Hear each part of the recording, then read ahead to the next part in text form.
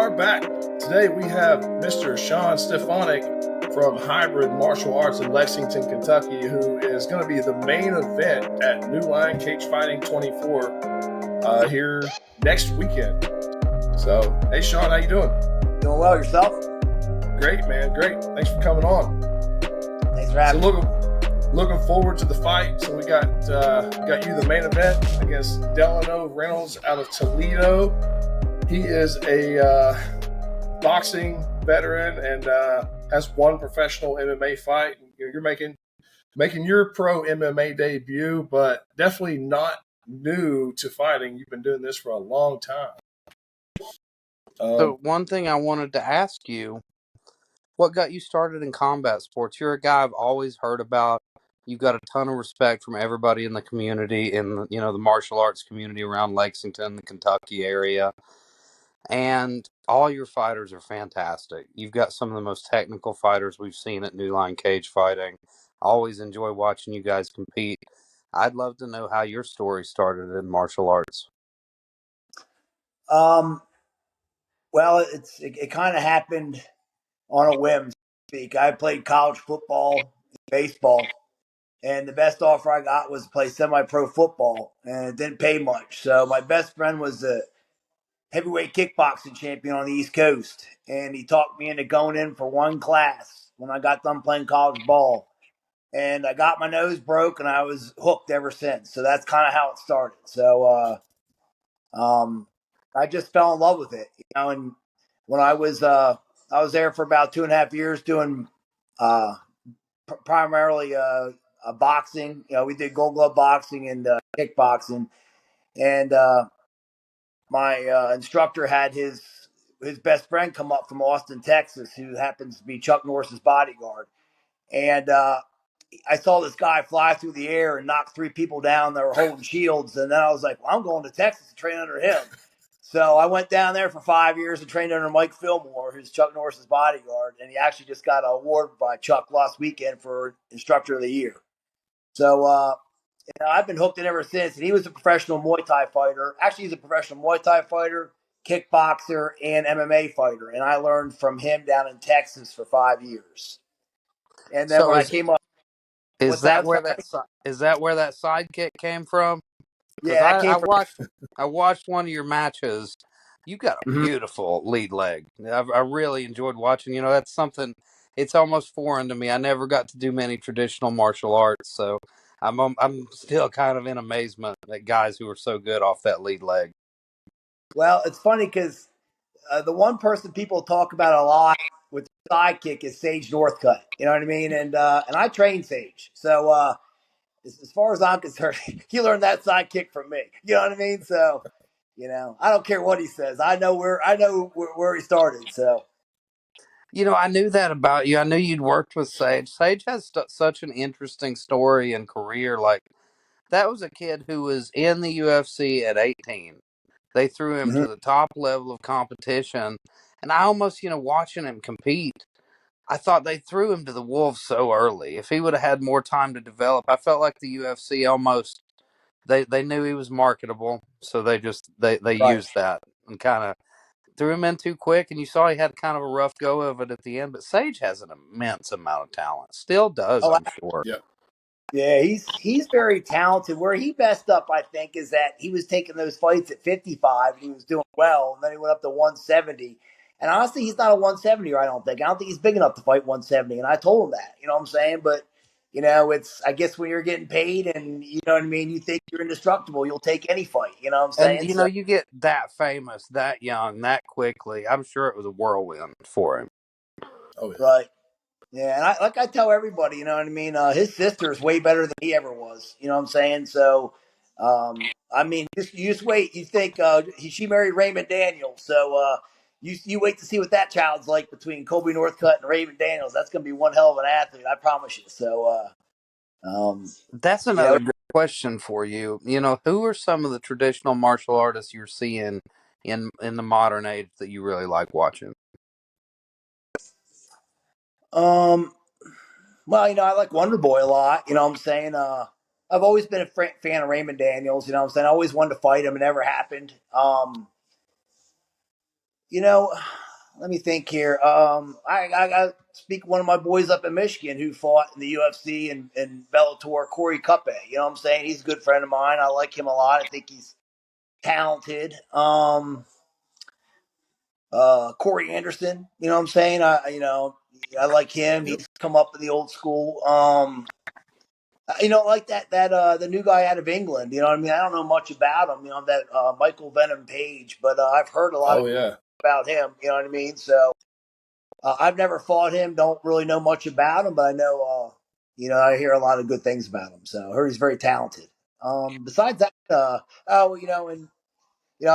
like I said, Wonder Boy's probably one of my favorite. But the one that I really like my favorite is GSP. You know what I'm saying? I know he's very Oh yeah. mixed, but I think he's kind of a traditionalist too. You know what I'm saying? So he's my Yeah. favorite fighter of all time, honestly.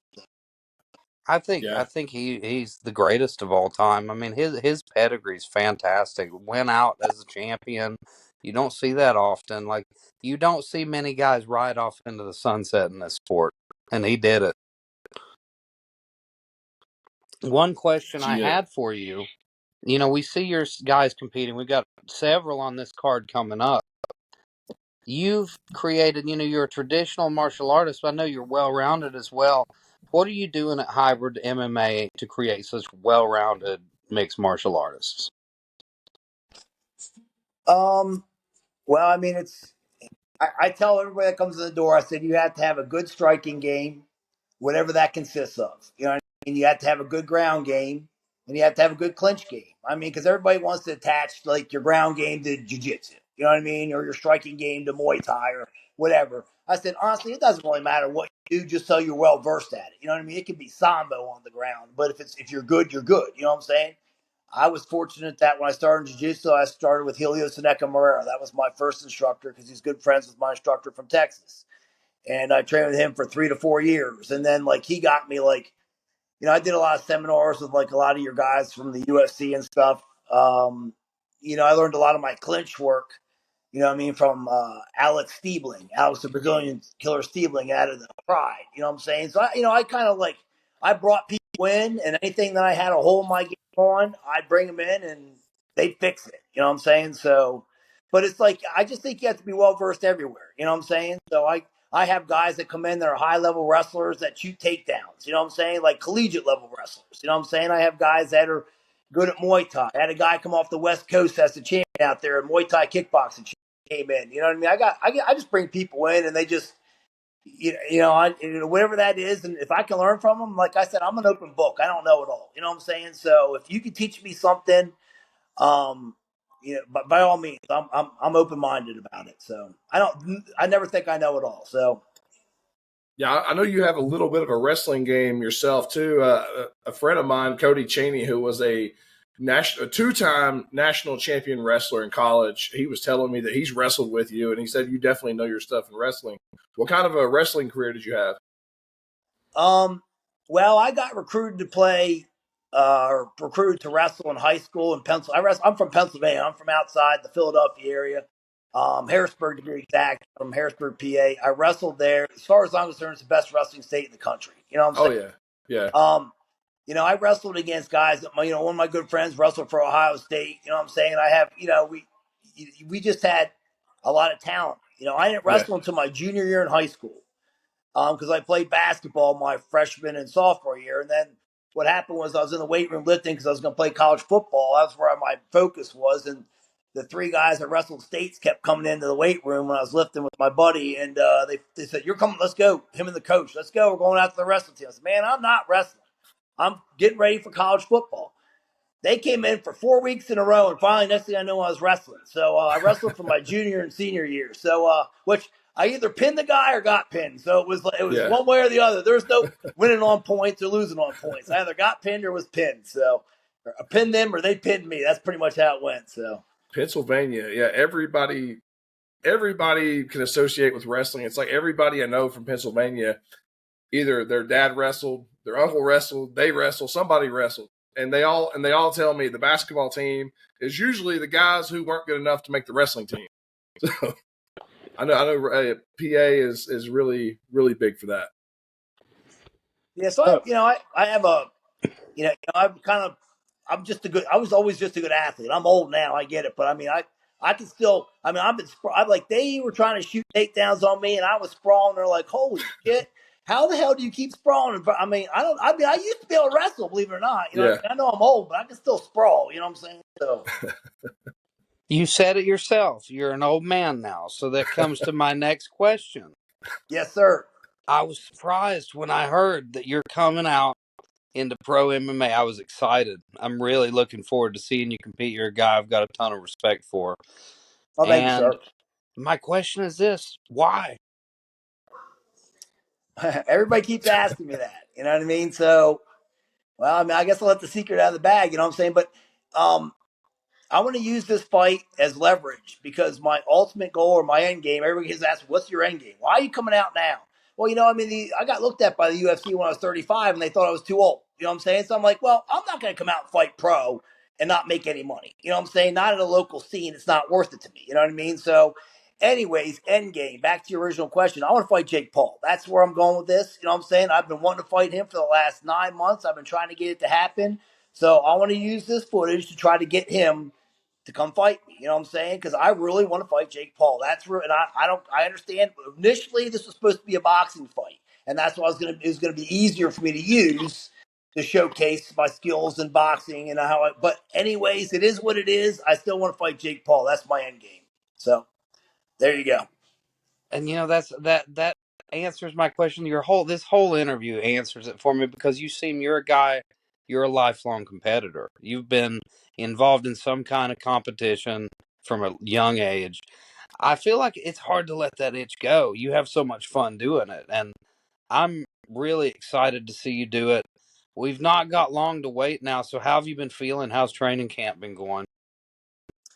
It's been going really well. Like I've been pulling things off that I didn't even know I could do. You know, in all seriousness. Like you know, I've been working on this sweep with a lot of my police officers. You know what I mean? And I put somebody on their ass the other day with it. And I like surprised myself that I did it. You know what I'm saying? So, and then another guy, you know, hit a single on me, and I literally jumped the whole way around and put him in a backwards triangle choke. And I really surprised myself. You know what I mean? I'm like, shit, I didn't even know I could do that. You know what I'm saying? So it's like I've actually surprised myself this camp. You know what I mean? Because I've been pulling things off. And I've been going toe to toe with Peyton Mayo every single week. And that kid, I'm telling you right now, I've trained a lot of good, very talented people. That kid is the best, most talented kid I've ever seen in my life. And if I can hang with that kid, then I know I'm Yeah. doing something. It's So, scary how talented Peyton Mayo is at his age. He blew me away in his debut when I got to see him kickbox. Found out he's 15 years old. It blew my mind. He's already done so much in the sport. That's a kid, like, we're going to see him in the UFC or doing something like that someday. Like, he's got too much talent, and he's a giant man already. I can't imagine how big he's going to get. yeah, he's 285 shooting doubles on me as fast as a 155er. So, I mean, figure that out. I can't figure that. So, kid's unreal. I don't even know how to And not only state champion wrestler, the kid can strike. And that's explain. thanks to you, I'm sure, Mr. Stefanic. Is it Stefanic or Stefanic? I always get it wrong in the commentary. Everybody says it wrong. It's Stefanic. So, I've had Stefanic. that Stefanic. my whole life. Well, now I'll know. Stefanic. I Well, get now I hit in know the head too. a lot, but I think I'll Stefanic. remember now. One thing I wanted to ask you too, like going through this training camp, getting ready for this fight, what kind of edge does it give you as a coach to stay active? Because, you see a lot of coaches, they kind of sit back and they stop competing. How does it feel being a coach who's still in there doing it, training with these guys who are getting ready for their fight too?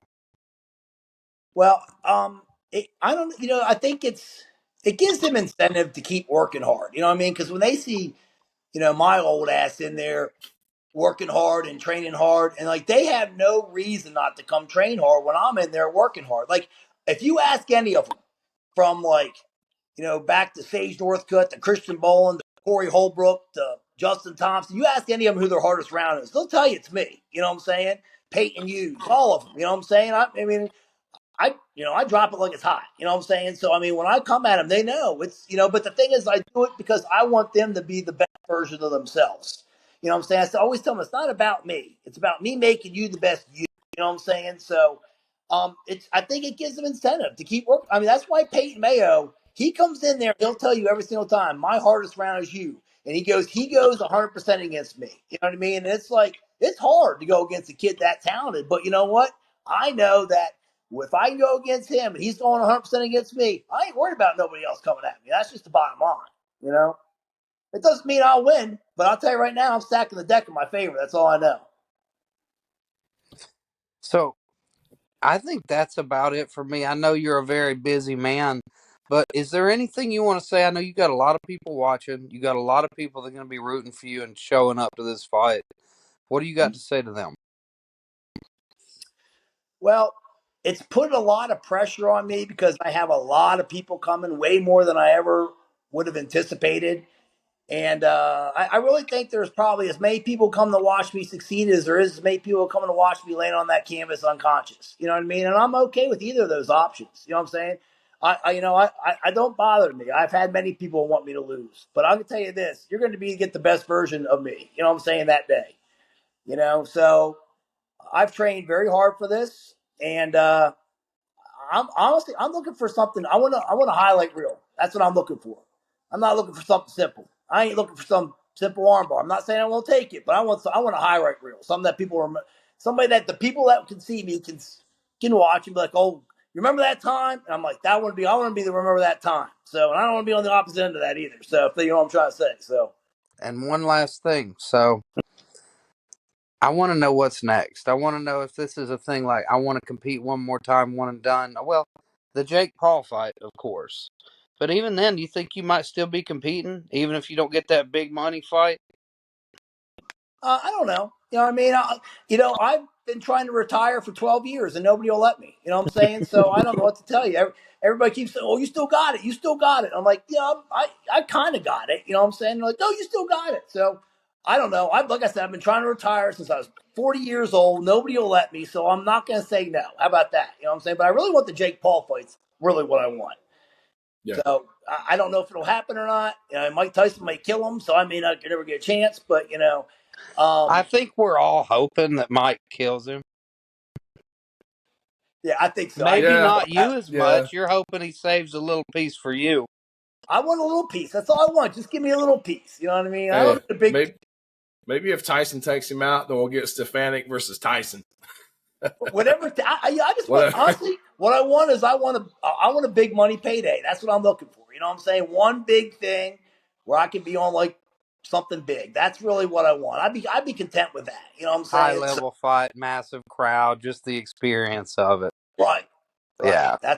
That's what I'm looking for. You know what I'm saying? So, and I just, I don't know. I like challenging myself. That's really what it comes down to. It's challenging fighting at 52. It's hard.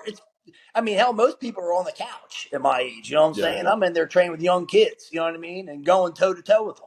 Well, So it makes me think of that quote that you see, you got to fear the old man in a sport before most young people quit. there you go. There you go. So I'm I'm gonna excited to steal see that it. quote. I'm glad that Keith No has convinced you not to retire still. And I'm glad you're still doing the damn thing. It's going to be a pleasure to watch you compete. Keith, what do you got for this man? I think you've said it all, man. Said it all. I'm looking forward to it. Looking forward to seeing Nate, Fernando, Jacob, you, and then whatever grapplers we can get on there too. So just looking forward to it. And another thing, Sean, appreciate you always putting your guys on our cards. You were the first gym to send fighters to me here when we came to Lexington. Whenever I was new here, so It was never gonna tough, forget man. that. We were having a tough Yeah, time finding people on these cards, like giving people to give us a shot. You guys were the first, and man, I've been so impressed. Hybrid MMA is the real deal. You yeah, guys have some well-rounded fighters there with a lot of talent. yeah, No, thank you. I try my best. yeah, You know what I mean? So yeah. Looking forward to seeing Justin Thompson come back. Whenever that may be. he'll I be know he back had soon. that. His surgery went well. He had it last week. It's So good. That's good. I don't know if I got him close to me. Maybe What not. are you looking I got for? the Justin Thompson trading card. I got him ready. I got to meet up with Justin, let him sign the autograph edition. Well, he'll be there. He'll be at the fight. Yeah, I'm gonna have him with me. I got him here. I think they're behind me. I got a stack of stuff. I might have a special guest as my corner too, just so you know. So I left Surprise one spot available. guest. So he was an undefeated professional MMA fighter, and he fought in Bellator. I ain't telling you who it is yet because he hasn't confirmed whether he's going to come up. But I like surprises. Yeah, well, you'll probably know who this guy is. So okay, but he's going to let me know this weekend, so I'll let you know as soon as I know whether he's going to be able to do it or not. So awesome. I hope so. All right, Keith, tell the people how we can watch. Tell the people where we're going to be, and that'll be it. Yeah. So Central Bank Center, Lexington, Kentucky. It's attached to Rupp Arena downtown.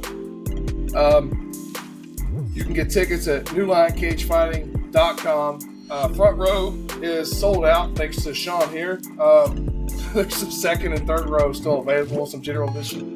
But yeah, and pay-per-view. This weekend, and the pay-per-view is on YouTube. On our YouTube page, you have to sign up to be a member to watch it, and it's gonna be a good one. We have jiu-jitsu starting at 5 and MMA starting at 7. So if you don't want to watch people just rolling around the mat, tune in at 7. So yeah, we've had too many jiu-jitsu haters tuning in at 5 and be like, "What is going on here?" Nobody's punching anybody in the face. I have to throw that out there. Even though I enjoy the jiu-jitsu myself, a lot of people don't, and they complain. So yeah, if you don't want to watch the jiu-jitsu, 7. If you like the jiu-jitsu, we're going to have some good jiu-jitsu matches at 5 o'clock. So, all right. That's it. Sean, thanks for coming on. Looking forward to seeing the match. Yes, sir. Thank you. Appreciate it. Thanks.